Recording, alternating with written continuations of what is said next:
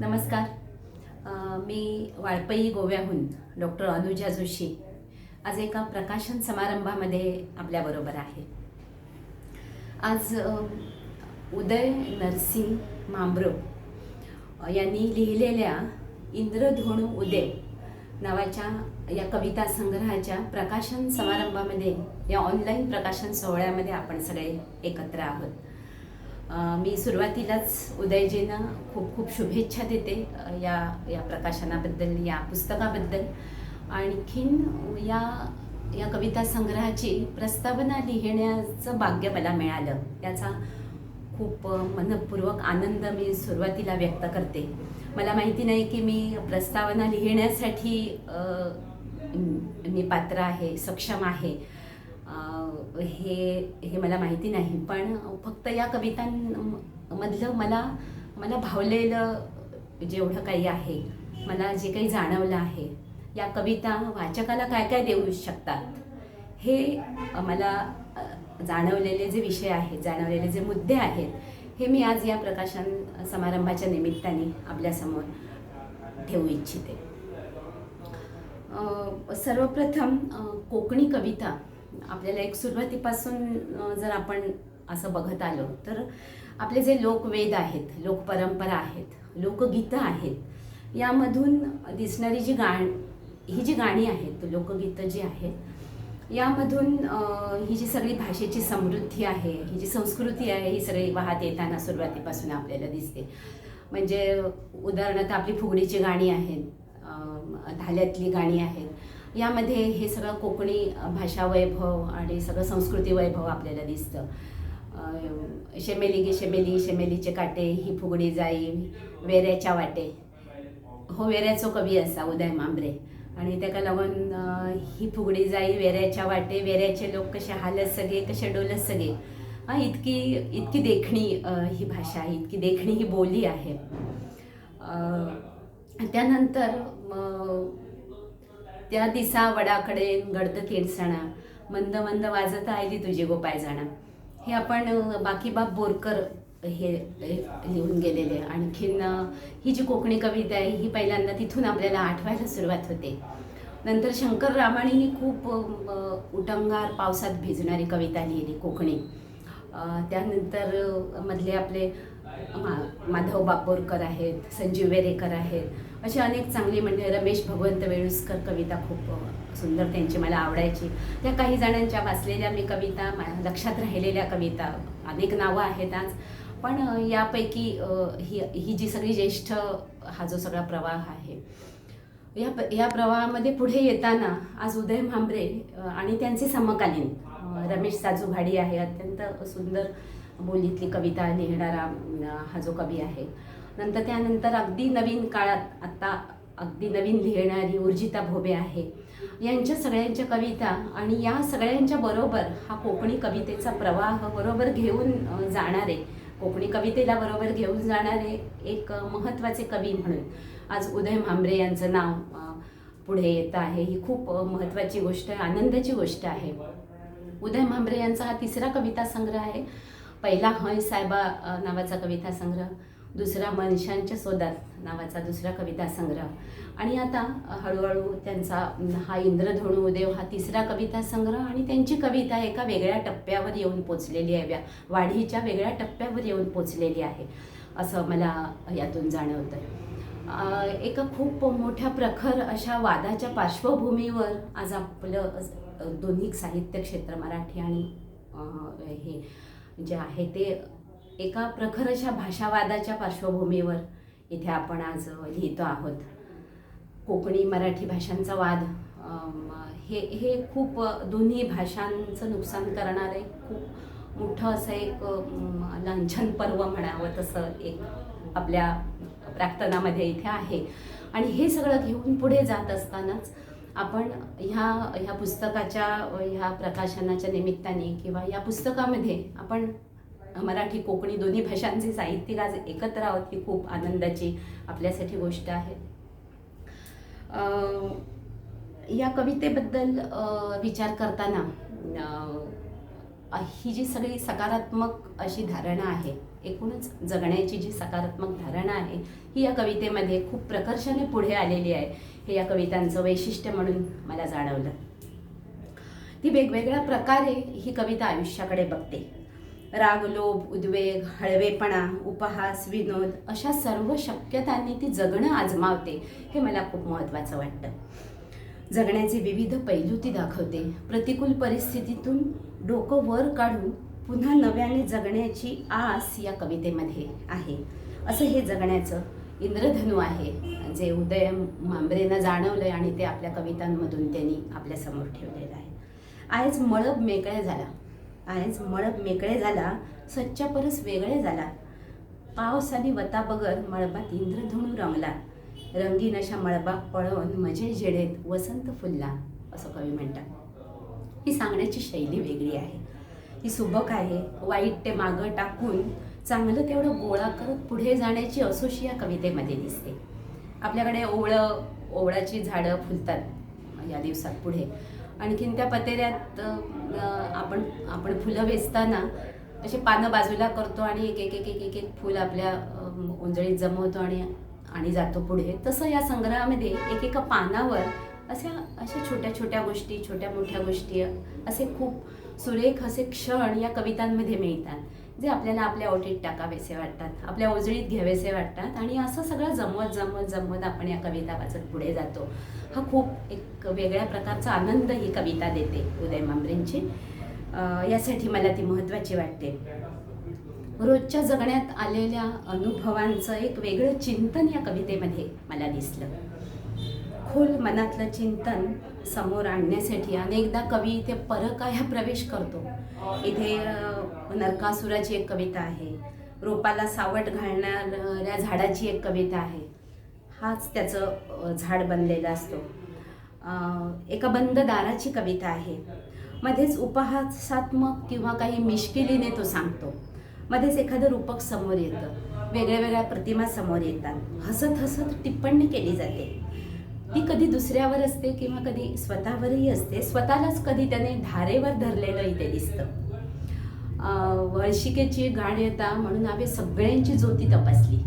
एक कविता, इतकी अप्रतिम कविता आहे त्यामध्ये की हळशिकेची घाण येता म्हणून आम्ही सगळ्यांची ज्योती तपासली, पण मजच वाळणं आम्ही तपासलं नात. इतकं हे स्वतःला धारेवर धरणं आहे ते या कवितांमध्ये दिसतं. आणि हे फार म्हणजे ही सोपी गोष्ट नाही आहे. स्वतःमधले अवगुण दाखवणं, स्वतःमधले दोष तपासत जाणं आणि स्वतःला तपासत जाणं ही फार कठीण गोष्ट कवीने इथे कवितेमध्ये साध्य केलेली आहे. सुखाचं झाड नावाचं एक रूपक कविता या कविता संग्रहामध्ये आहे. मला ती खूप महत्त्वाची वाटते. का ताडे झाड हालयले, सुख सगळ्यात पातळले, सगळ्या वांगडा मजाय पोषण ढीगभर सुख आयले, आणि झाड हलवपिमान झाड हालयतच उरलं. हे सुखाचं रूपडं आपल्याला दिसणार आहे, पण कवीला ते काय जाणवलंय की झाड हलवणाऱ्या माणसाचा निरपेक्ष परमार्थ आणि आपण आपला साधून घेतलेला स्वार्थ त्याला दिसतो आणि हा त्याला कवितेमध्ये मांडावासा वाटतो. हा आपला दोष त्याला कवितेमधून सांगावासा वाटतो. स्वतःचं काही उणे पण न झाकून ठेवता त्याला हे स्वतःचे दोष त्याला सांगावेसे वाटतात. हे खूप महत्त्वाचं आहे. एक वेगळ्या प्रकारची हुवार नावाची कविता या संग्रहामध्ये येते. मी असे एक वेगळे वेगळे नमुने कवितांचे आपल्यासमोर ठेवते आहे. हुवार नावाची कविता आहे आणि भर पावसामध्ये नदीला आलेला पूर त्या कवितेमध्ये इतका अप्रतिम पद्धतीने सांगितलेला आहे की भाड्डुलो गाडो, भाऊलो पसरो, भाईचे चहाचे हॉटेल, अंकलाचे तावेल, सानूचं केस मारपाचं शॉप, जगुलो व्हाणा शिवपाचे दुकान, पक्याली भाताची गिरण, गावची एकली एक सुरी रेशनाची सोसायटी किळेच सुटल्या ना त्या होरांसून, असं तो सांगतो. अशी सगळी यादी येते, पुढे पुढे पुढे अशी यादी येते. आपण वाचता वाचता वाचता थक्क होतो. राशींचे नाल्ल, सोललेली सुपारी, मागिलदारचं जळव, पुरमेताचे मीठ सगळे वाहत सुटले. हा मुळातून हा प्रतिमेच्या नदीला आलेला पूर असा वाचण्यासारखा आहे. अतिशय बारकाईने टिपलेले गावातल्या पुराचे अनेक तपशील इथे येतात. जंत्री येते, वस्तू, कपडा लत्ता, कचरा, भांडी कुंडी, झुरळं, उंदीर, साप, सरडे सगळं वाहून येत असतं, सगळं धुवून निघत असतं. अप्रतिम वेग या कवितेला आलेला आहे. एखादा व्हिडिओ आपण बघतो तशी ही कविता सगळ्या कानाकोशातून फिरत फिरत फिरत फिरत सगळ्याचं शब्दांकन, चित्रांकन करते. अशा वेळेला हे तपशील यादी कविता वाटण्याचा धोका असतो आणि हा मोठ्या खुबीने इथे टाळलेला आहे. मला आपल्याला सांगावं असं वाटते. साहित्यिक वाङ्मयीन दृष्ट्या हे खूप मोठं मूल्य आहे या कवितेचं, की अशा तऱ्हेचे तपशील हे रोकटोक जंत्रीसारखे होण्याचा खूप मोठा धोका असतो आणि हा इथे टाळला गेला आहे. आशयाची उत्कट आणि प्रामाणिक अशा प्रकारची अभिव्यक्ती या प्रकारचं कौशल्य साधू शकते. प्रतिमाच हा एक तिसरा डोळा असतो कवीचा आणि या तिसऱ्या डोळ्यामुळे समोरचा प्रसंग, घटना ही कवीला वेगळी दिसत असते. इतरांना पुरात वाहणाऱ्या नुसत्याच या सगळ्या रोखठोक वस्तू वाटू शकतात, पण या कवीला, उदय मांभरेंसारख्या कवीला ही वेगळी दृष्टी असल्यामुळे हे अपरिहार्यपणे वाहून जाणारं आणि पुन्हा सुरळीत होणारं जीवन या वस्तूंमध्ये दिसतं आणि तो तशा पद्धतीने तो कविता मांडतो. अशा प्रकारच्या वेगवेगळ्या शैलीच्या आणि वेगवेगळ्या प्रकारांच्या कविता या पूर्ण संग्रहभर आहेत. ही या संग्रहाची खूप समृद्धी आहे असं मला वाटतं. एक धारदार उपरोध असा सगळीकडे आलेला दिसतो. उदयजींची बोलण्याची शैलीही तशीच आहे की ते असं मार्मिक विनोद आणि असं याच्यासारखं अत्यंत मिश्किलीने ते सांगतात. तशाच पद्धतीची त्यांची कविताही हाच उपरोध खूप मिश्किलीने इथे घेऊन येते. सुखाचा झगमगाट जसा कवितेला मारक ठरतो, तसं दुःख बटबटीत होऊन समोर आलेलं ही वाचवत नाही, म्हणून ते दोन्ही खूप संयत शब्दामध्ये उतरवावं लागतं आणि हे तंत्र कवीला इथे खूप चांगल्या प्रकारे जमलंय असं मला वाटतं. ही कविता मिश्किलीच्या वाटेने जात दुःखाच्या चेहऱ्यावर हास्याची एक हलकी लकेरही उमटवते, हेही खूप मोलाचं वाटतं. जाय जायशो जायो नावाची एक खूप छोटीशी खूप सुंदर कविता आहे. जाय जायशो जायो, आपल्याकडे जाया फुलतात, आपल्याकडे ओवळं असतात, तर ह्या सगळ्या प्रादेशिक सगळ्या झाडांचा, फुलांचा असा सगळा गंध संपूर्ण संग्रहभर परमाळताना आपल्याला दिसतो. ही अस्सल रंगगंधित आणि ताजी टवटवीत प्रादेशिकता हे या संग्रहाचं फार मोठं वैशिष्ट्य आहे असं मला वाटतं. प्रतिबिंब नावाची एक छोटी कविता आहे आणि खूप वर्षांनी घराला बाळ पावलं लागतात आणि त्या घराला त्या कोवळ्या पावलांमध्ये आपलं स्वतःचं प्रतिबिंब दिसतं, अशी एक हळवी खूप सुंदर कल्पना या कवितेमध्ये आहे. अगदी पाकळीवरचं दव सांभाळावं इतक्या तरलपणे हे सगळं त्या कवितेमध्ये उतरलं आहे. मुळात गोड बोलीचं रूप असणारी कोकणी भाषा या कवितेमध्ये आणखीन प्रादेशिकतेचं एक रम्य गावरान असं दर्शन घडवते. वेगवेगळे शब्द, जसे रामायणीच्या कवितेमध्ये त्यांचे स्वतःचे म्हणून एक वेगळे शब्द येत, किंवा बोरकरांच्या कवितेमध्ये हे स्वतःच्या घडणावळी केलेले शब्द असतात, तसे उदय मांभरे हे कवी जे आहेत यांचं वैशिष्ट्य हे आहे की स्वतःची अशी वेगळी विशेषणं, वेगळी क्रियापदं आणि वेगळ्या फ्रेझिस अशा ह्या कवितेमध्ये आपल्याला दिसतात. घर आता भुल्लुसला आणि घर पळे धादोसला असं त्या कवितेमध्ये आहे. भव राहिले मोह चिवून गेले असं एका कवितेमध्ये. मी त्याका ओर्रात गाडयेत घातलं असं ते एका ठिकाणी म्हणतात. माध्ये भरवण जावपाचो हांव पण वाचलो असं ते एका ठिकाणी म्हणतात. जमिनीतली पाळा झाड धील सोडीना, हे जे आहे ना, हे जे धील सोडणं आहे ना, हे अस्सल गावरानपणाचं रम्य दर्शन आहे. हे दिकेन बोडकी वैर काढ असं ते सांगतात. म्हणजे हे आधीच त्या बोलीचा एक विशेष गोडवा असलेली भाषा इथे आणखीन गोड होऊन, आणखीन उत्कट होऊन, आणखीन काळजातली होऊन आपल्यासमोर येते.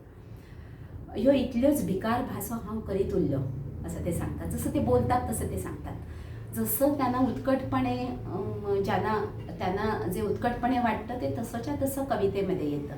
काहीतरी कविता लिहायचे म्हणून एक वेगळा एक त्याला बाज घेतलेला, वेगळी पोज घेतलेली असं कुठेही या कवितेमध्ये जाणवत नाही आहे. खूप मोठं हा खूप मोठा एक उत्कट असा गुण आहे या कवितेचा, असं मला सांगावं असं वाटतं. अशी एक चोख प्रादेशिक भाषा आणि एक आपण ज्याला सडसडीत शैली म्हणतो की सडसडीत सांगून उडेल असं जे सडसडीतपण आहे हे या कवितेला आहे. आणि त्यामुळे ती खूप छान वाटते, रसरशीत वाटते. नारळांचा व्यवसाय करणारे उदय मांभरे साहजिकच आपल्या व्यवसायातल्या सगळ्या खाचाखोचा, त्यांना आलेले बरे वाईट अनुभव हे सगळे त्यांच्या कवितेमध्ये येतात. आणि ते साहजिकच आहे. अंतर्मुख होऊन आपल्या व्यवसायाचा विचार करणारे आणि त्या व्यवसायातल्या प्रामाणिकतेचा विचार करणारे असे उदय मांभरे जिथे तिथे ह्या कवितेच्या आडोशाला दिसत राहतात. या कवितेमध्ये त्याचे प्रतिबिंब पडत राहतात.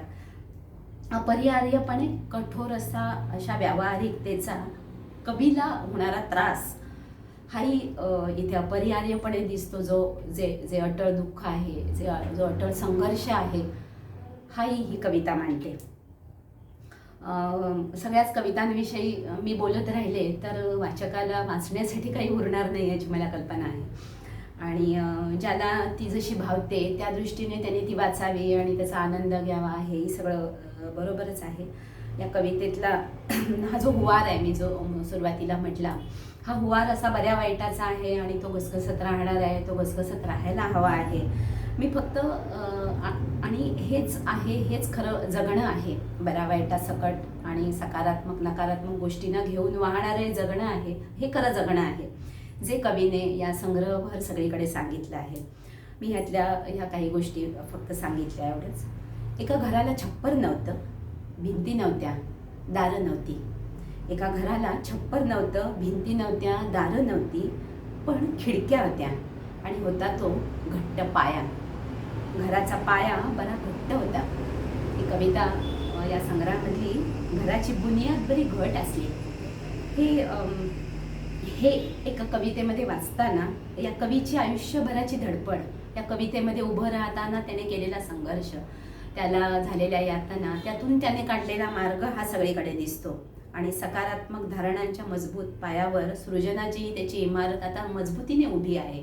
या संग्रहापर्यंतची वाटचाल ही अशी मजबूतीने आणि त्यांनी स्वकष्टातून त्यांनी ती उभी केलेली आहे असं इथे जाणवतं. आणि वाटेवरचे काटे फुलांनी वेचलेला हा त्याचा प्रवास सगळ्या कवितांमधून वाचताना आनंदाचे निळे सावळे ढग मनभर जमू लागतात. आणि साहजिकच गडगड जाव जोगला पेटो लकलकीत वीज पडून जळून वचो दुस्वास सगळो सगळो कालेर. किती म्हणता कवी?